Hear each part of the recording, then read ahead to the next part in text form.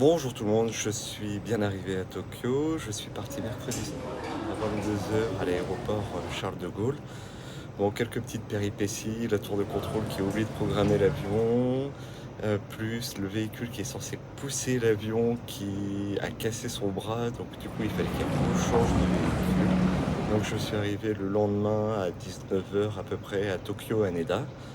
Le temps de passer la douane, etc.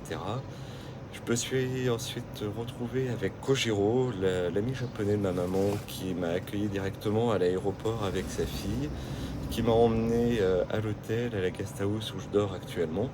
Bon, un peu ghetto quand même, on va pas se cacher. C'est un futon à même le sol dans un dortoir avec 6 personnes.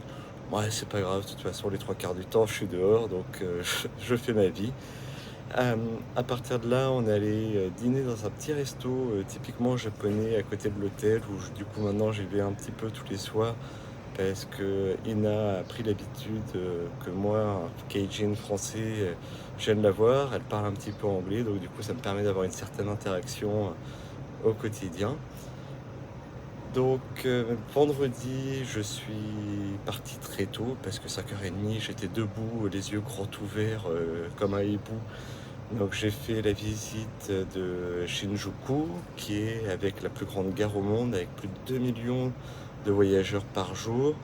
Un petit peu tous les grands buildings qu'il y a à droite, à gauche, pour visiter, en quête désespérée d'une carte SIM que je n'ai pas trouvée pour avoir des données.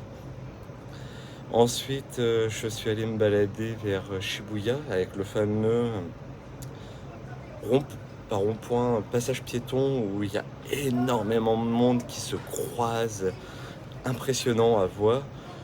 Alors vide, on n'a pas l'impression qu'il soit très grand, mais alors quand c'est plein et qu'il y a 5-10 000 personnes d'un coup qui se croisent en même temps, c'est ultra impressionnant.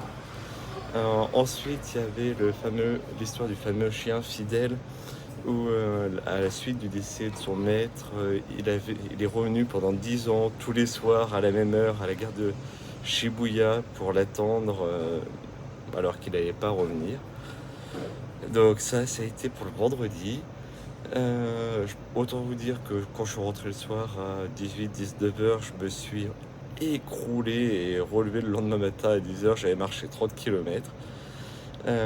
Hier, je suis parti du coup visiter le château d'Edo, qui est l'ancienne résidence du shogunat de Tokyo, anciennement Edo.